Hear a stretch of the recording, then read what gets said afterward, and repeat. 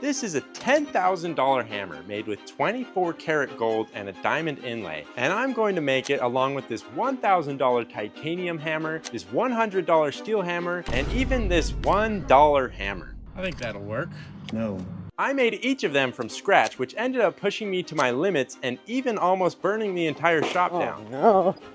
Oh no! You might think it's not possible to make a hammer with $1, but if I get a branch from the tree in the backyard and a rock from the construction site, I can put them together and make a working hammer. I don't want to spend too much time on this because time is money, so I'll just carve out a channel in the rock and wrap these twigs around it. This sucks. I think that'll work.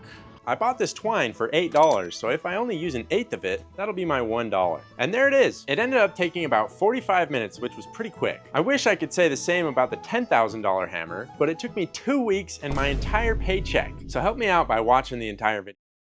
We're going to be testing all these hammers in this video, but let's not get ahead of ourselves. Let's move on to the $100 steel hammer. For the steel hammer, I went over to our collection of random pieces of metal and selected the only piece that was big enough to fit a hammerhead inside it. We're gonna cut that shape first, and then flip it and cut out that shape. Unfortunately, it's a piece of round bar, but that shouldn't be a problem for old Large Marge the Waterjet. Then I set it up on the jet and started cutting. Because I chose a round piece, all the water sprayed directly on the camera. So that was epic. All right, it's done. My phone and the light got absolutely flavor blasted. Let's see how this turned out. Okay, out you get. Come on now. Why don't I use my hammer to get it out? There we go. It only took 3 minutes to cut, but I did need to take a few minutes to go show everyone how silly it looked.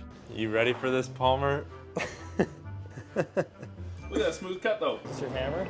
Yeah, wide version. I put it back on the jet and very carefully lined it up so the stem would be where it's supposed to be. All right, here we go. Let's hope it doesn't spray my phone again. In case you're wondering, my phone did get flavor blasted. The magnetic charging ring is holding on to the metal fragments. Time to wash it off. All right, we're pushing an hour and a half. Let's see how it looks. Ooh, that is nice. The shape is just about perfect. Now we're ready to form it. To start, I put the hammerhead in the kiln. 30 minutes later, it was nice and hot, and I was ready to try my hand at a little bit of amateur blacksmithing. We've got our half anvil here. I don't see how this could go wrong.